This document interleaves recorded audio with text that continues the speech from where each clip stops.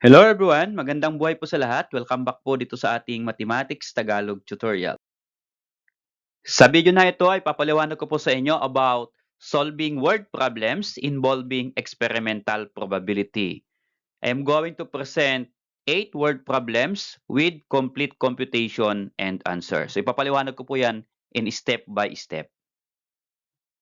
Okay, so let's start for number 1 problem. You flip a coin 150 times and get heads 70 times. What is the experimental probability of getting tails? Okay, so this is a problem that involved experimental probability. So yung formula na gagamitin natin to solve this problem is this one. PE or probability of events is equal to number the event occur divided by the number of trials. Okay, so mula po dito sa ating formula, para makuha yung probability of events, at ang events po natin na hinahanap ng problem is that what is the experimental probability of getting tails? Okay, so getting tails po yung ating co-compute na probability. Okay, so identify po natin yung given. So yung given dito po ay the number the event getting tails occur. So yung event natin ay getting tails. So ano po yung number that getting tails occur? Okay, so here, kung mapapansin nyo sa given ko, 80. Pero dito sa ating problem, wala pong 80. Okay, tignan natin yung problem. You flip a coin 150 times and get heads 70 times. So yung head daw po ay 70 times. Pero ang hinahanap po ng problem ay tails. Okay. Kung yung heads ay 70 times, ilan naman kayang tails ang lumabas? Since ito po ay 150 times na na-flip yung coin, kung 70 yung heads, then yung tails naman ay 80. So that 80 plus 70 is equal to 150. Or just subtract lang natin, 150 minus 70 is equal to 80. So bakit po ganon? Kasi dalawa lang naman po ang face ng coin. Ano po? Ang face po lang ng coin ay heads and tails. So possible po na 70 po yung heads, then 80 naman yung head. Okay? To make it 150 times. So another one is the number of trials. So yung number of trials po natin, ito po 150. So using the formula, like ko po dito, we just substitute the given. So, PE and yung event po natin ay tail, getting tail. So, probability of tail is equal to number the event occur is 80 divided by number of trials is 150. So, 80 divided by 150 is equal to 8 over 15. So, notice here, hindi natin pwedeng i-divide yung 80 and then divide by 150. But we can reduce the lowest term. So to reduce, pareho pong may 0, ika-cancel lang natin yung dalawang 0. So 8 over 15 lang. Okay, so hindi na po pwedeng i-reduce ito. But kung gusto mo po yung other form ng writing probability, pwede po iyan in a form of decimal or percentage. So i-divide mo lang po 8 divided by 15 is equal to 0.5333. May kasunod pa po ito. Kinuha ko lang po yung 2 decimal place. At kung gusto mo pong i-percentage, i-move mo lang yung decimal 1 to magiging 53% po yan. Okay. So ito po yung probability of getting tails. Okay. To answer the problem, ito po yon. The probability of getting tails is 8 over 15 or 53%. Okay. Okay, for number 2 problem. A box contains 40 candies, 15 chocolate, 10 milk, and 15 caramel.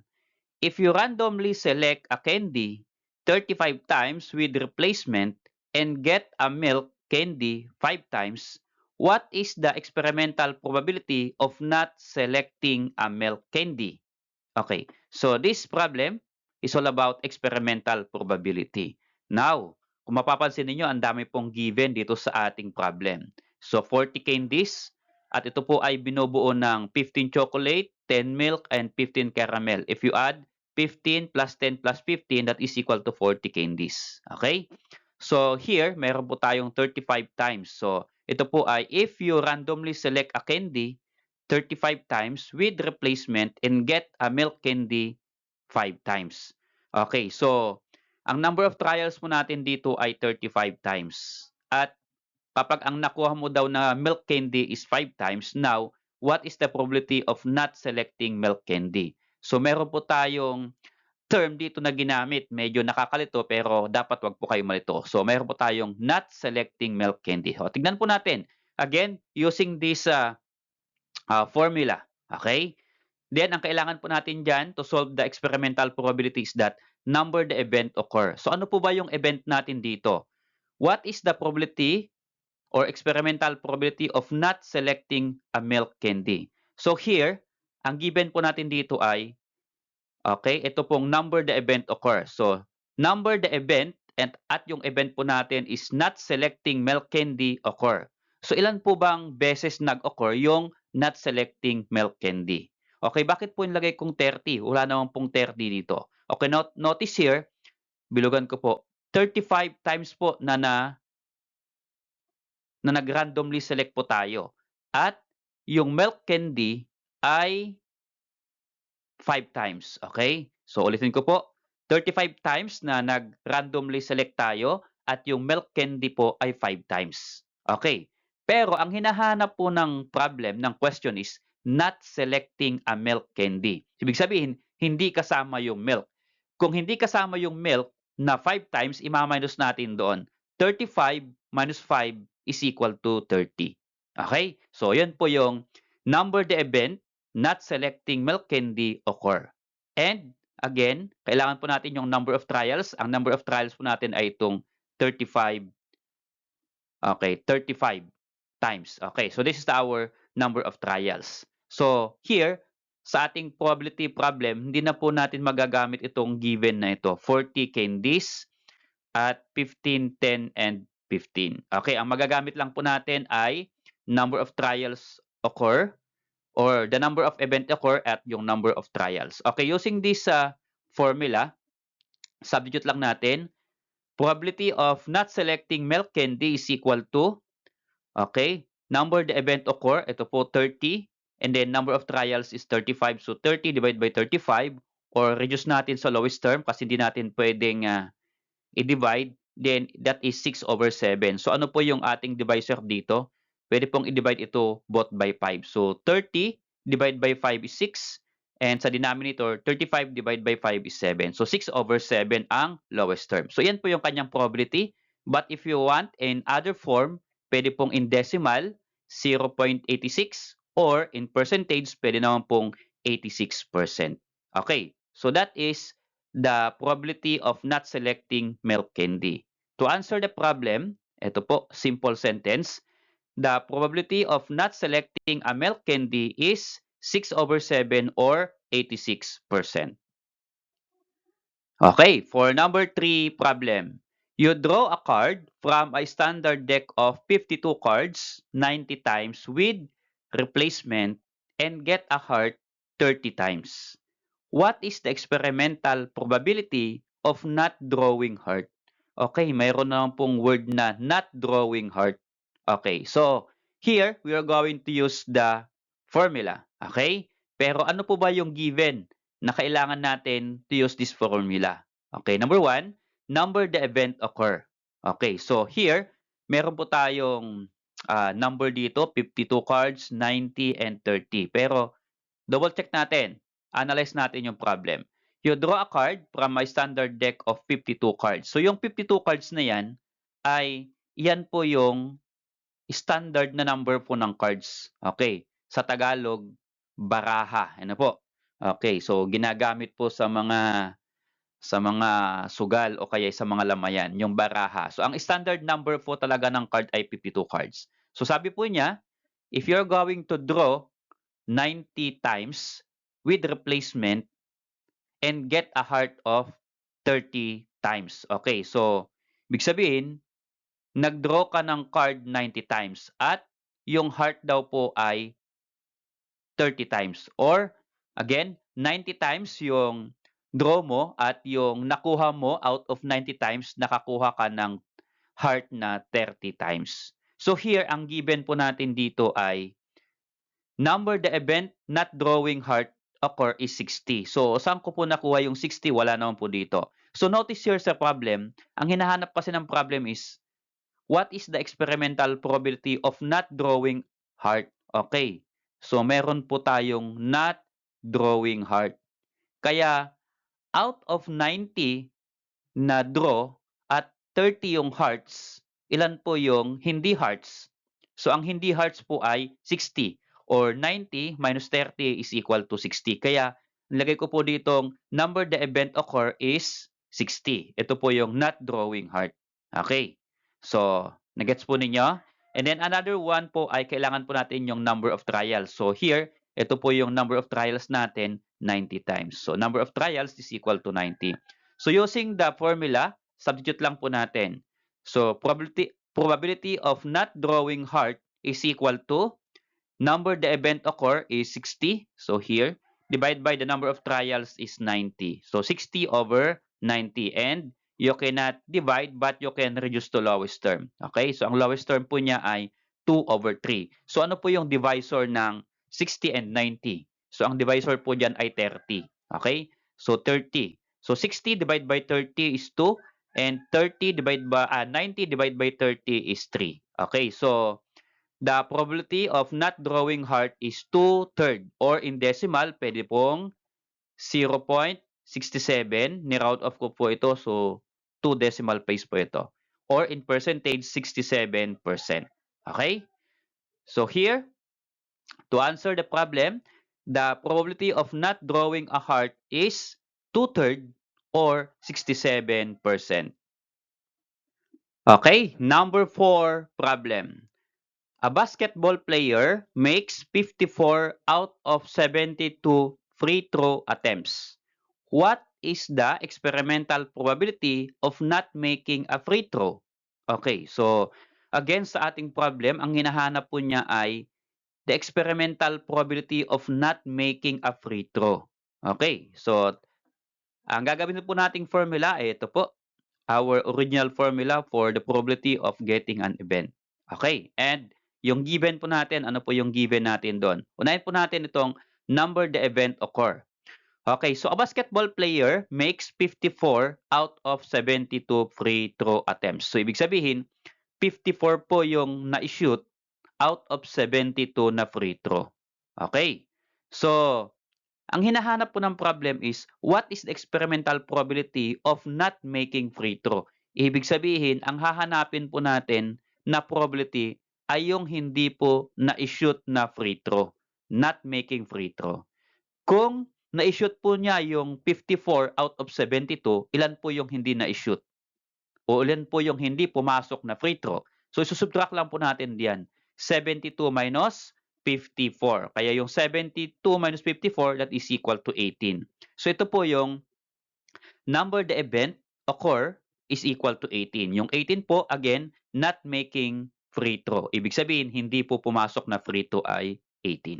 Okay? So, yun po yung ating number the event occur. How about sa number of trials? So, ito po yung ating number of trials, 72 free throw. Okay? So, number of trials is equal to 72. Using again the formula, substitute lang po natin. The probability of not making free throw is equal to number the event occur is 18 divided by number of trials is 72. So, 18 divided by 72 in lowest term, that is equal to 1/4. Okay, so here, ano po ang divisor natin? Divide by 18. So 18 divided by 18 is 1 and 72 divided by 18 is 4. So 1/4. If you want in decimal, at percentage, ito po yon. In decimal is 0.25. In percentage ay 25%. Okay? Then, let's answer the question. So, ang question po niya ay, what is the experimental probability of not making a free throw? So, the experimental probability of not making a free throw is 1/4 or 25%. Okay? Number 5 problem. You flip a coin 20 times. Based on your trials, the probability of landing on heads is 40%. How many times did you get tails on your trials? Okay, so ito pong problem ay meron na pong ibang given, which is percentage. So how are we going to solve this experimental probability problem? Okay, so of course, ang gagawin pa rin natin na formula ay yung original formula. Pero hindi na po as is na ganito po yung ating magiging formula. I-derive po natin kasi may given na po tayong percentage. At ang percentage po na ito, yan na po yung probability. Okay, so identify po natin yung given. So ano po ba yung given sa ating problem? You flip a coin 20 times. So yung 20 times na ito po yung number of trials. Okay? Bilugan ko po. 20 times is the number of trials. So ano pa ang meron na given? Based on your trials, the probability of landing on heads is 40%. Okay, so probability of landing on heads is 40%. So ang given po ay number of trials, 20 times, at probability of landing on heads. Given na po yung probability which is 40%. Okay, sa ating pong formula, ang given po ay probability of event at number of trials. Ito po yung given sa ating formula. Ngayon, ang hahanapin natin dito ay how many times did you get tails on your trials? Ilang tails daw po. Ibig sabihin, kung ang tinatanong niya ay ilang tails, ito po yung number the event occur. Ito po yung hahanapin natin. Okay, so here, lagay natin dito, number of trials is 20 times, sabi ko po kanina. And then another ay ito pong probability. Probability of heads is 40%. Okay, ito po. The probability of landing on heads is 40%. Now, ang hahanapin natin ngayon ay how many times did you get tails on your trials? Kung ang head ay 40%, ilan naman po kaya ang tails? Okay, bilugan ko po yung tails. You get tails. Kung 40% na lumabas yung heads, ilang percentage po kaya na lumabas yung tail?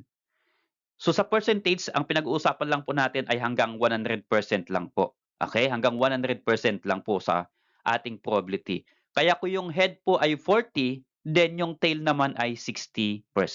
Kaya yung probability of getting tail is 60%. Nagets po ninyo? Okay, kasi yun po yung hinahanap ng problem, tails. Now, we are going to find what is asked in the problem. Ano po? How many times? So, the number, the event, at ang event po natin ay yung getting tails occur. Okay, so, number, the event, at yung event po natin is getting tail occur. So, yun po yung ating hahanapin. So, ang gagamitin po natin dito ay, siyempre, ito pong given, number of trials, at ito na pong tail. Kasi yung tail, yun na po yung hinahanap ng problem. Okay? So, ito po yung ating derivation ng ating formula. Number the event T or tail occur is equal to PE or the probability of event times the number of trials. Okay. So, here. Ito po yun. By using cross multiplication, number the event occur times 1 is equal to the number of event occur. At i-multiply lang po natin itong PE at number of trials. So, ito na po yung ating derivation. Okay. So, substitute natin. Number of tail occur is equal to the probability of event. At ang event po natin ay tail, 60%, times number of trials po ay 20. Okay. So, here, hindi po natin pwedeng i-multiply yung 60% sa 20. Kailangan i-decimal natin yan. So, in decimal, 60% is 0.60.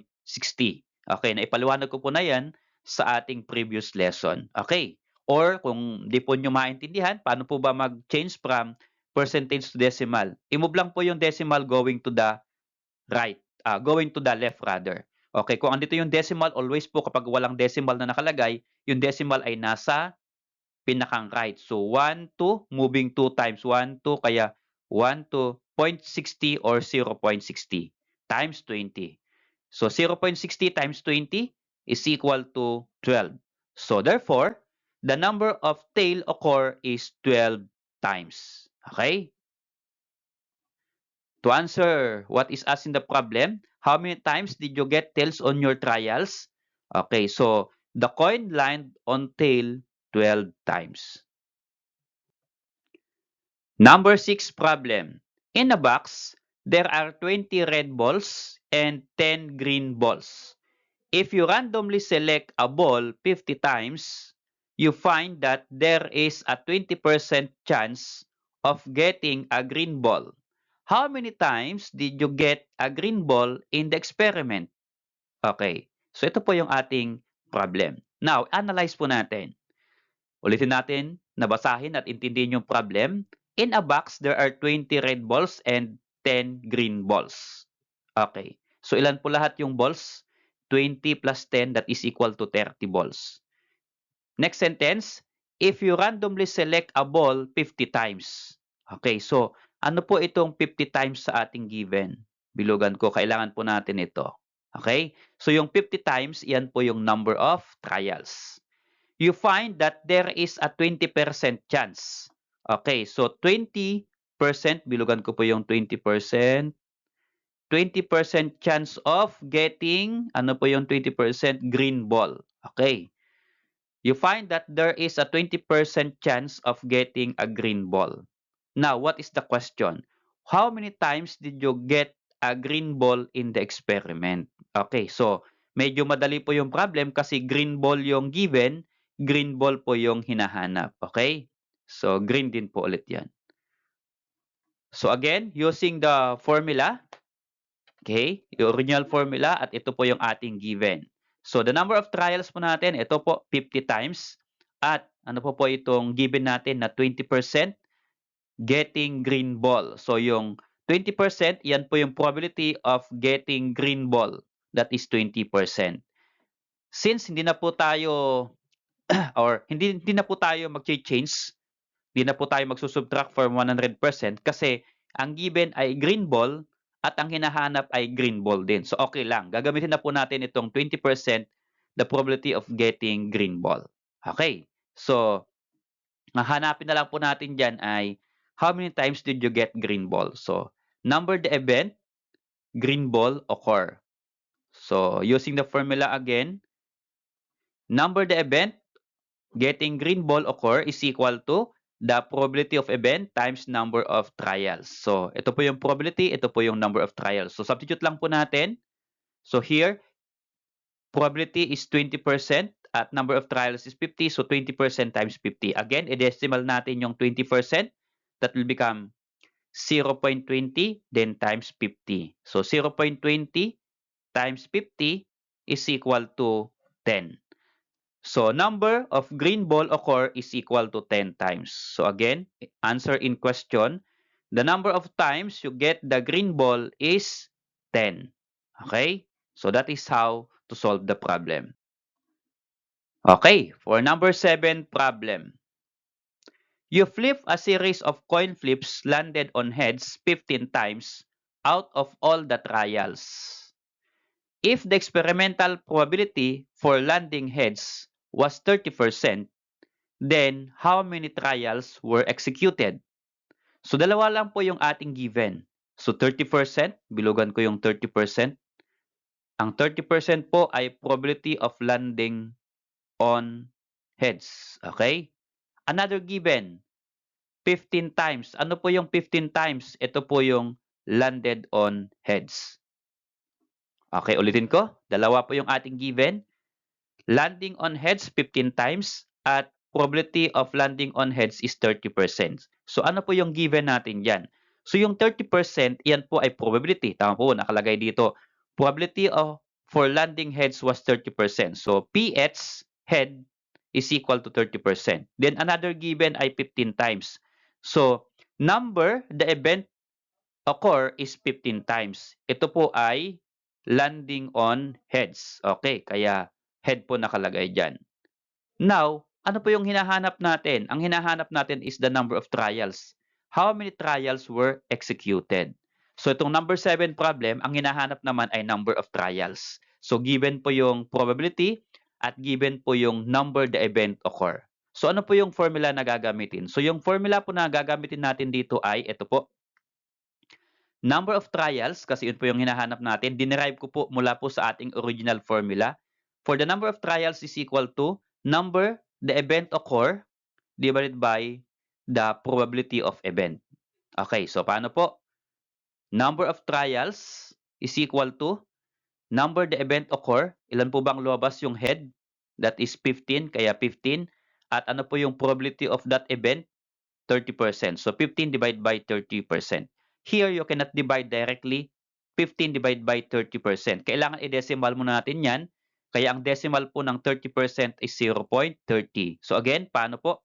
Move lang yung decimal going to the left, 1, 2. Kaya yan po ay 0.30. Okay, from percentage to decimal, now pwede na pong i-divide. So 15 divided by 0.30, that is equal to 50. So therefore, there are 50 number of trials. So to answer the question, the number of trials executed flipping a coin is 50 times. Okay?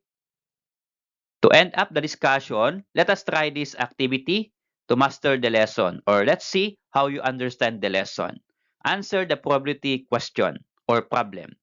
A spinner is divided into 6 equal sections, numbered 1 through 6.